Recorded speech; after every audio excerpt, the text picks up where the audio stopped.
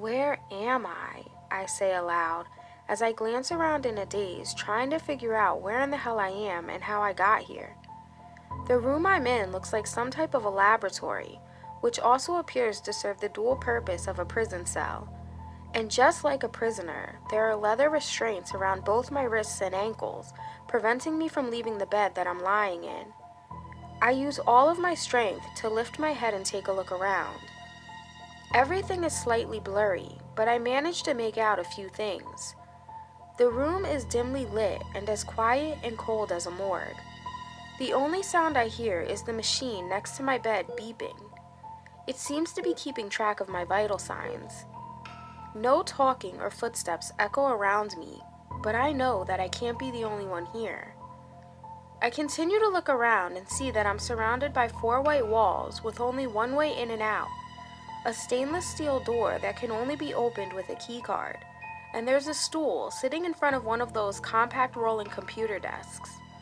That's about all I can see because I can't turn my head to look behind me. "Hello? Is anybody there?" I scream, trying to rip myself free. After yelling for so long that my voice starts to get hoarse and I'm on the verge of exhaustion, I finally hear the sound of footsteps coming down the hallway. I lick my lips, attempting to wet my mouth a little, while I wait apprehensively in anticipation, not knowing who is on their way. A moment later, a man enters the room carrying a tray. He approaches me with a displeased look on his face, sits the tray down on the edge of my bed, and loosens the restraint on my right arm. Then he places the tray on my lap and sits on the stool waiting for me to eat. The back of his uniform says security, so I'm assuming he's some sort of a guard. I'm so famished that I scarf the food down in minutes. Once I'm finished, he puts my arm back in the restraint, grabs the tray, and starts heading toward the door. "Wait, please. Who are you? Why am I here? What's going on?" I throw question after question at him, and to no avail. He completely ignores me. Not even a hint of recognition that he heard me crosses his face. Then he just slams the door and leaves. He returns again 2 more times to serve me lunch and dinner, and then a man in a white lab coat comes in shortly after I eat and he injects me with some sort of serum. Then he turns off all of the lights and no one returns again until the next morning to turn them back on. I have no sense of time in here. The only way to tell if it's day or night is by what the guard brings me to eat. And even then, I'm just guessing. For breakfast, it's usually pancakes, scrambled eggs, toast, and orange juice. For lunch, a sandwich and soup. Dinner varies. This routine goes on for days. The same guard brings me 3 meals a day, and then the man in the white lab coat shows up to inject me. My body is already so pumped full of whatever it is in the needle that I'm too weak to try to stop him. Plus, I'm restrained, so there's not much I could do anyway. I think it's drugs that he's been giving me. I can't say what kind for sure, but that's the only thing I know of that would leave me so weak, dazed, and confused all of the time. "What is that?" is the only thing I can manage to ask, but he doesn't reply. He never talks. Neither of them do. The 2 of them are the only people I've seen in here so far. I already thought that the security guard was kind of an asshole just from the way he looked and how he never bothers to answer anything I ask him. But then today, just as he was bringing me my lunch, I hear him stop outside of the door.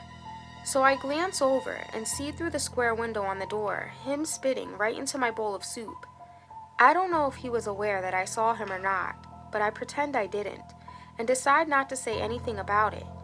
It's not like he'd own up to it or deny it. He'd have to speak to do either. I just don't eat the soup. And once he leaves, the only thing that I can think about is that I hope he hasn't been doing it all along and I just now caught him. The thought makes me gag. The next couple of times he brings me something to eat, each time now he stops and spits in either my food or drink. Finally, I just get so sick of it that I decide to say something. "Hey, asshole. I know you've been spitting in my food. I see you every single time you do it." He sits there stone-faced, looking straight ahead. Hey, dumbass, I'm talking to you," I say angrily, as I grab a glob of mashed potatoes and throw it at him. It hits him square in the nose and some slides down into his mouth. He pulls a handkerchief from his pocket and wipes them away. Then, without saying a word, he gets up and starts walking toward me. I grab the tray and raise it in the air. Any food that was left slips off onto my bed and the floor. "Go ahead and try something. I'll smash your skull," I warn him, as I feel my face flushing red with anger. Just then, his walkie-talkie clipped to his belt loop goes off. "Clyde, what in the hell's going on in there?" A terrified look suddenly crosses his face, and he freezes right where he's standing. Then a moment later, he lifts the walkie-talkie to his lips. "Everything's fine, sir. The subject just became agitated for a moment." Then he tightens my restraints once again, collects the tray, and leaves. He doesn't return for a long time after that. The only thing I can do to stay sane in this place is stare at the walls, looking at the paint that started to chip off over time. I feel like I'm slowly going mad in here. I'm so hungry that my stomach starts to growl and rumble, feeling and sounding like it's eating itself from the inside out. Then finally, after what feels like days have gone by, the security guard returns with another meal. I'm starving, and looking at the food on the tray, I already know that I want to eat every single bite, but I'm worried that he may have spit in it again. I'm hoping after last time, he got reprimanded by the man whose voice came over the walkie-talkie and wouldn't dare do it again. It sounded like that man was the person in charge. I reach for the spoon and stir the soup, then take a few bites of my sandwich, which tastes alright. Then I get a spoonful of soup, and as I lift it to my mouth, a pungent odor fills my nose. I toss the tray to the floor. "You bastard! You pissed in my food, didn't you?" A sinister smirk spreads across his face as he looks up at me. My eyes lock on his as my vision starts to blur and everything goes red. Then a feeling so intense, one that I can only describe as power, begins rising up from the pit of my stomach. My brain goes into overdrive, remembering every moment that this piece of shit has pissed me off. The burning power that I felt in my stomach starts to spread throughout my body. I can feel it in my chest now, crawling through my veins, taking over. The term anger barely even touches the tip of the volcano of the state I'm presently in. My fingers coil into fists, and as my arms begin to burn, suddenly I become stronger than I ever thought humanly possible. I bust right out of the restraints as the man stands there just staring at me, so terrified that he looks like he's about to piss himself.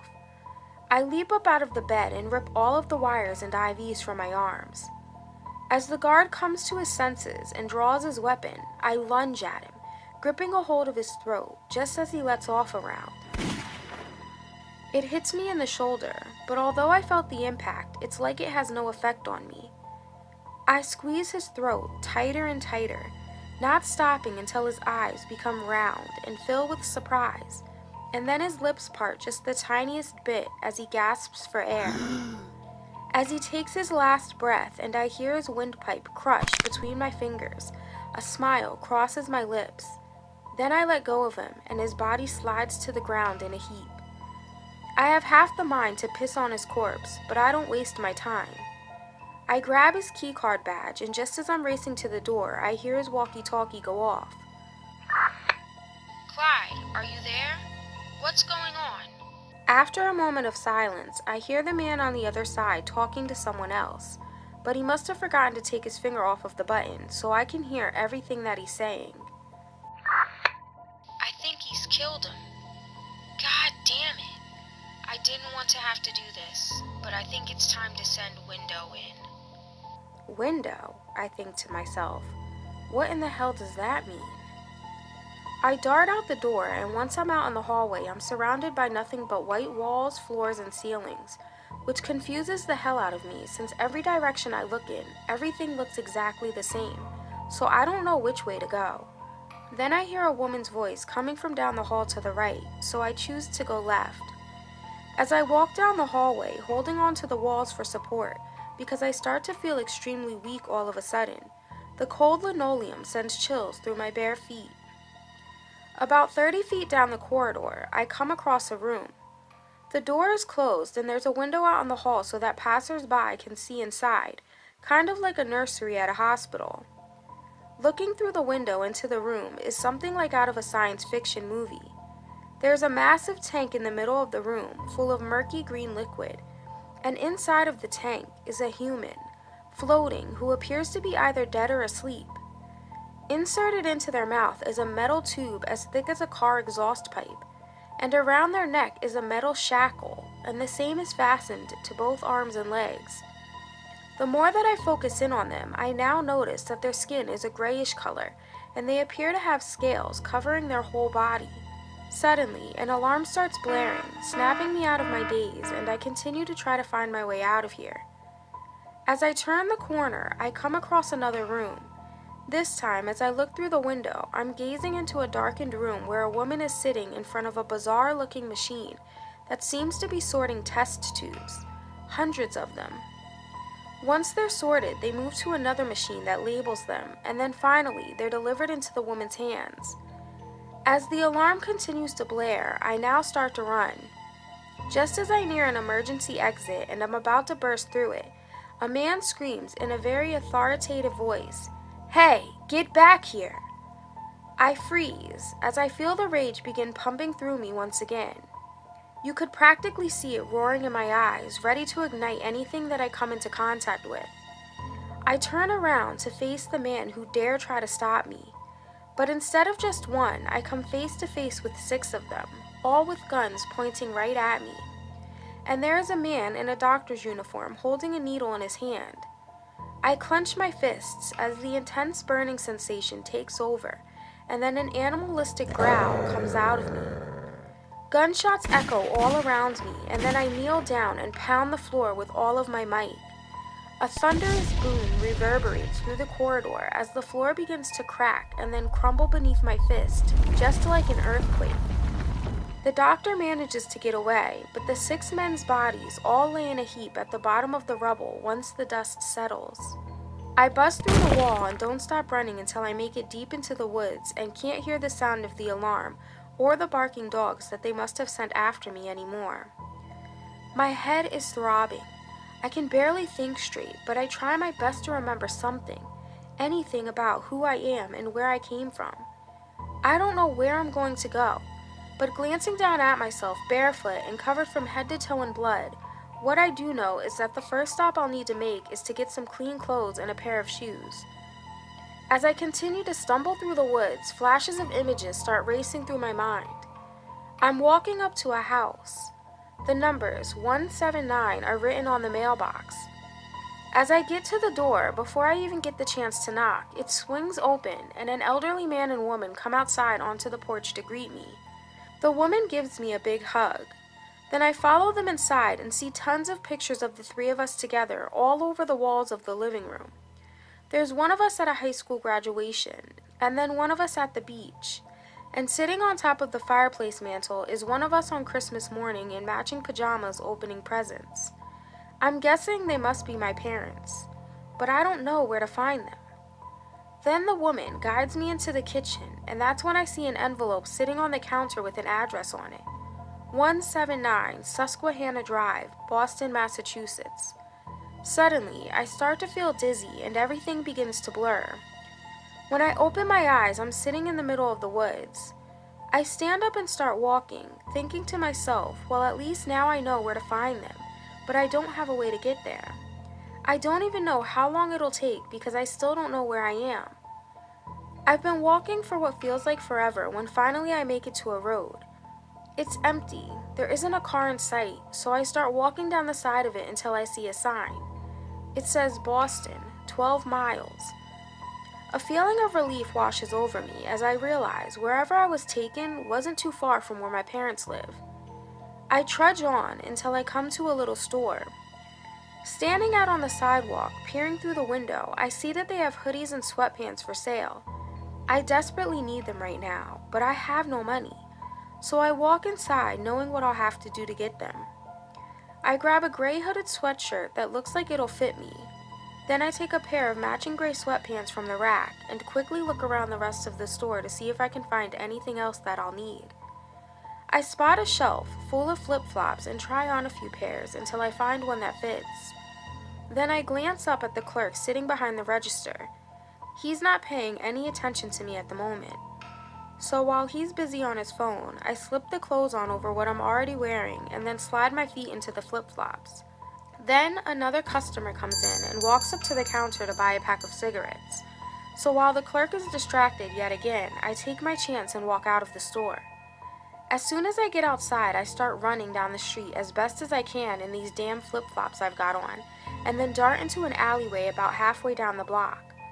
A moment later, I hear a man yelling, and assuming it's the clerk from the store I just shoplifted from, I hide behind the dumpster in case he comes looking for me.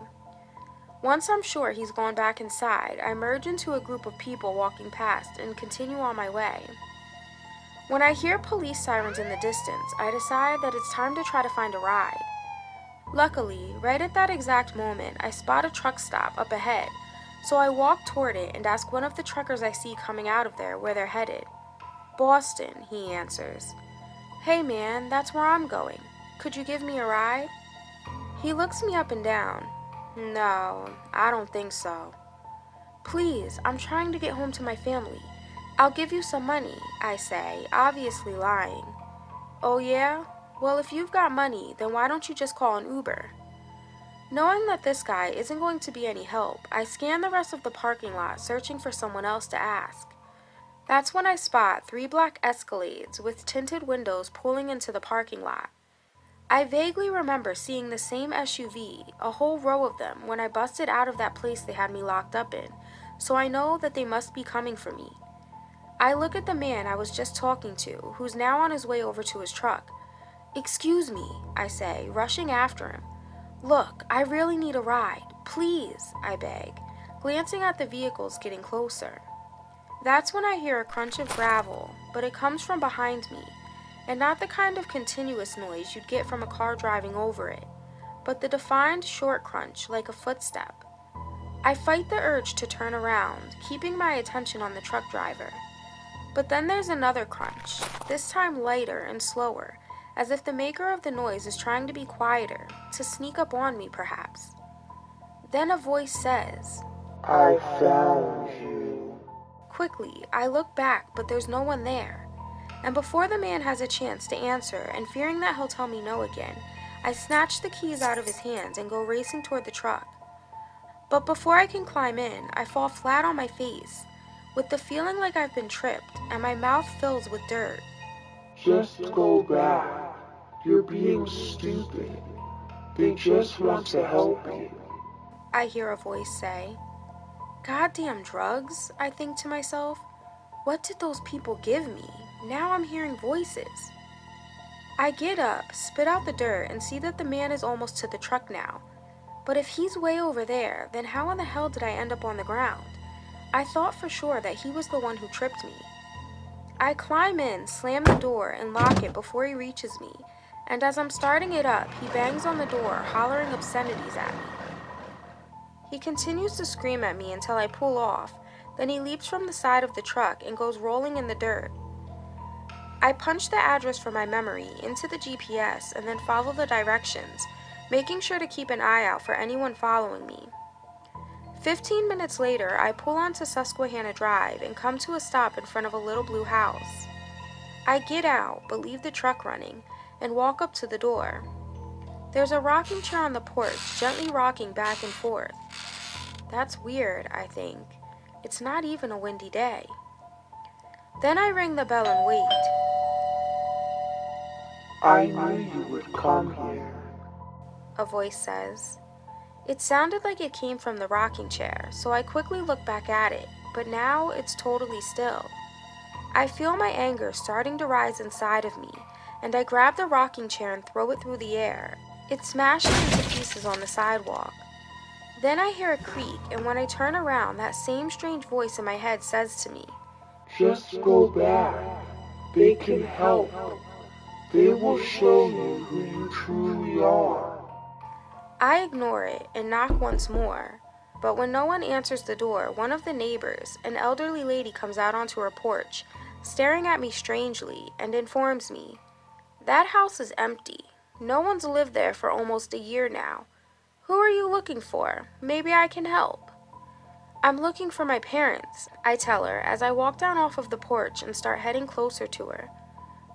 She adjusts her glasses and says, "The people who used to live there never mentioned having any children, and I lived next door to them for 30 years. I don't know how to respond to that because I thought for sure that the man and woman I saw were my mother and father. Where do I go now? I whisper to myself. Go back to them. The voice in my head tells me. No, I scream, pounding the sides of my head. Then I run to the truck, slam the door, and peel off, seeing in my rearview mirror that the old lady is still staring at me like I'm a lunatic. And I don't blame her. As much as I don't want to, I think I'll have to ditch this truck. The man must have reported it stolen by now, and not to mention the clerk that also probably reported me for shoplifting, so both the police and those men will be looking for me now. So I go through the man's belongings and change into some of his clothes, then eat a Subway sandwich that looks like he had just bought it right before I took the truck. After that, I dump it at a restaurant that's closed for the night and start walking. I figure I better find someplace to sleep for the night, and when I come across a bridge where a few homeless people are sleeping, I figure I'll blend in pretty good here. So I lay out the sleeping bag that I was lucky enough to find in the truck and get as comfortable as I can. Just as I start to doze off, another memory comes flooding back to me. This time I'm at what appears to be a park with a young woman. She's cute, petite, with long blonde hair and blue eyes. We're walking together at first, and when we come to a stop and she kisses me on the lips, I assume she must be my girlfriend, or at least was at some point. We continue to walk, hand in hand, until we reach an apartment complex. The sign outside says Crown Colony Apartments. Just as we go inside, everything starts to fade and then vanishes, and the only thing I see now is the bridge that I'm lying under. I fall asleep and awake the next morning. The only thing on my mind is finding those apartments. Maybe then I'll start to remember a little more about who I am. So I hitch a ride and get dropped off in front of the apartment complex. I walk up to the door, but it's locked. There's a list of apartment numbers posted, but I don't know which one to ring. So I just sit outside on the stoop waiting for someone to come out or go into the building. That way I can sneak in there.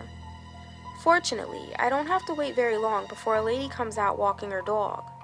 I grab the door just as it's about to close and walk into the lobby. Now that I'm inside, I start to recall being here before. I get into the elevator and press the button for the 3rd floor. Once I step off into the hallway, everything starts coming back to me, and I remember the apartment number, 318. I find that apartment and knock on the door. When no one answers after a few minutes, I lift my foot and kick the door in, and to my surprise, it flies off the hinges and goes crashing against the wall on the other side of the room.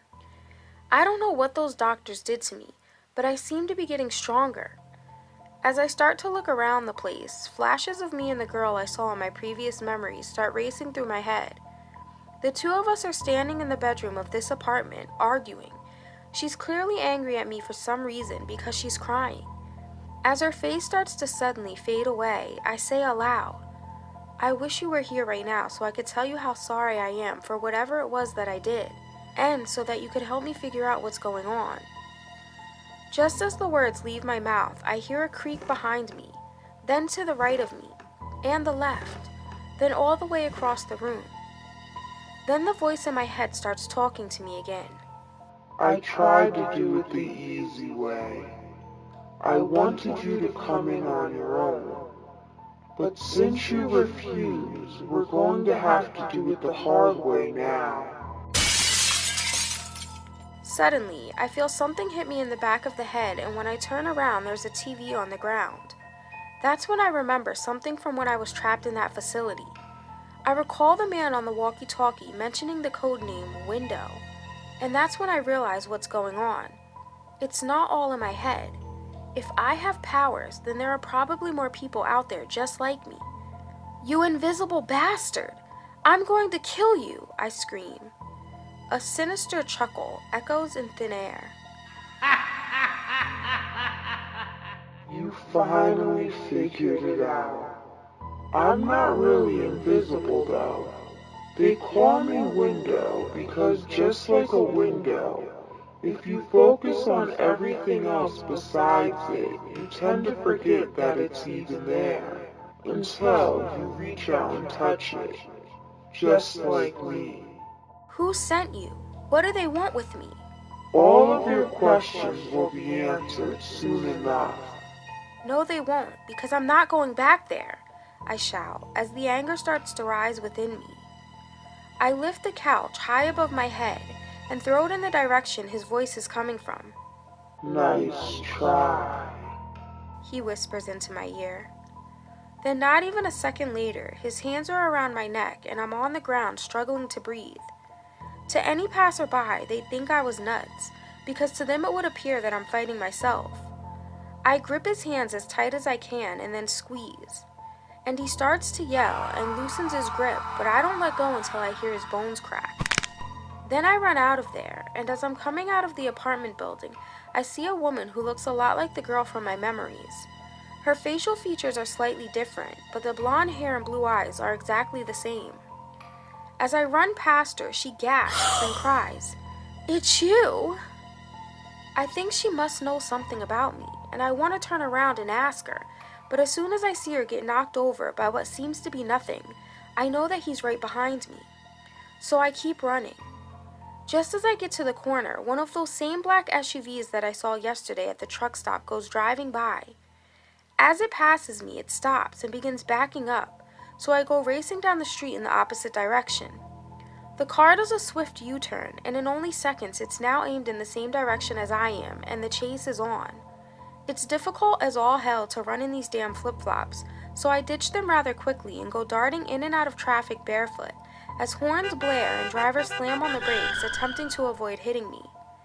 Once it gets stuck in traffic, the SUV stops, and someone hops out of the passenger seat, continuing the chase on foot. I run until I can't anymore, and then I look around, frantically searching for somewhere to hide. But it's too late. The man has caught up to me and has me cornered. He raises his walkie-talkie and calls for backup, giving them our location. "Who are you people?" I ask out of breath. "What do you want with me?" Just like the security guard back at the facility, he doesn't answer me either. He just lifts his gun into the air and keeps it pointed at me until the others arrive. As they close in on me, I scream, "I'm not going back there!" And that's when the anger takes over. I ball my hands into fists, clenching them tightly, and the power starts raging through my body. I lunge forward, ramming my fist into the sternum of one of them, and my hand goes right through his chest. He collapses to the ground as I stand over him in disbelief of the damage I've just caused. Gunshots ring out, but I don't care. I just focus on one of the other men. The bullets hit me, penetrating my skin, but all they really do is slow me down. They can't stop me. The next guy approaches me, and he gets a few punches in, but I grip his hand and twist it so fast he doesn't even realize what happened. Then as he screams for mercy, I lift him into the air and slam him to the ground, causing it to shake beneath my feet. After they catch their balance, the four others proceed toward me as a group, thinking that they can overpower me because there are more of them than me. I punch the next one in the nose and watch as his head damn near explodes right before my eyes. Then I see their car, and I make a dash for it. Just as I reach it and I'm about to climb into the driver's seat, a strange tingly sensation flows through my body. I turn around and see one of the men standing only inches from me holding a taser. All I can do is smile as he stands there, petrified, at the fact that I'm still in the same upright position and not on the ground, curled up in a ball of pain. As my anger gets the best of me, I lift the SUV above my head and then toss it through the air, and it comes crashing down on the four men that were left, leaving them all crushed beneath it. I decide to go back to the bridge that night. That's the only place I know of where I might possibly be safe. I'm sure no one bothers the homeless people here, not even the cops. That night while I'm sleeping, my next memory comes to me in the form of a dream. I'm at some sort of a gathering with a bunch of people. I think it's a cookout at someone's house for their birthday.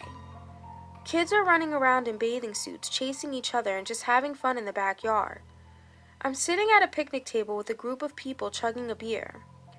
Then one guy gets up and goes inside, so I follow him. We're in the kitchen now talking while he grabs more sodas from the fridge to put in the cooler outside. A little while later, the cookout wraps up and everyone starts leaving. I'm one of the last to go, but when I do, I walk out the front and head to my car. That's when I get a glimpse of the numbers 422 above his front door. As I get into the car and drive away, I stop at the corner and see the street sign.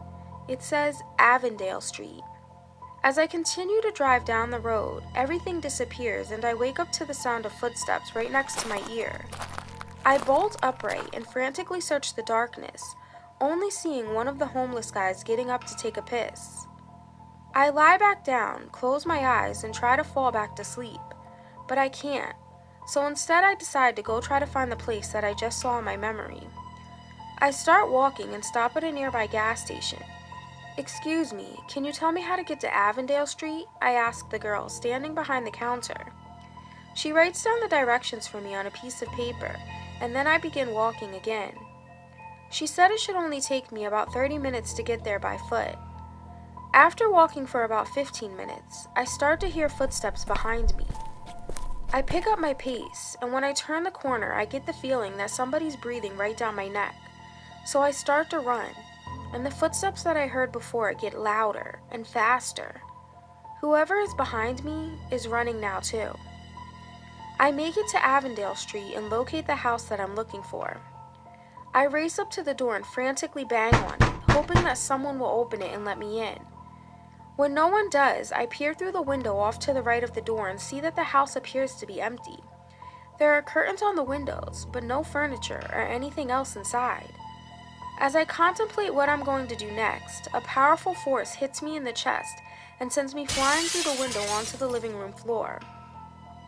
Knowing that he must be here now, I get up and pick up a piece of broken glass, then grasp it carefully in my hand as I turn in a circle trying to locate him. But I can't, so I just start waving my hand back and forth wildly until suddenly I feel something warm, and when I look down, there's blood on the tip of the glass and running down my hand. When bloody footprints start appearing all over the floor, making their way upstairs, I follow them and burst through the door of the bedroom that they lead to. There's a woman holding a little boy crouched in a corner, trembling. I freeze, and that's when I notice that the woman is the wife of my friend who had the cookout in my memory, and the little boy is their son. "Get out of my house! You already took enough away from me," she shouts. I look at her confused, and then suddenly, out of nowhere, I feel a sharp pain in my neck and instantly start to get dizzy as another memory starts playing through my mind as I hear Window say, I knew that would distract you long enough. Now it's time to go home. He lets out one last sinister laugh. My parents, my ex-girlfriend, and my friend, all of them are lying on the floor of my parents' house, dead, and I'm standing over their bodies drenched in blood. The police bust into the house and place me in handcuffs. Then they take me to jail and lock me in a cell.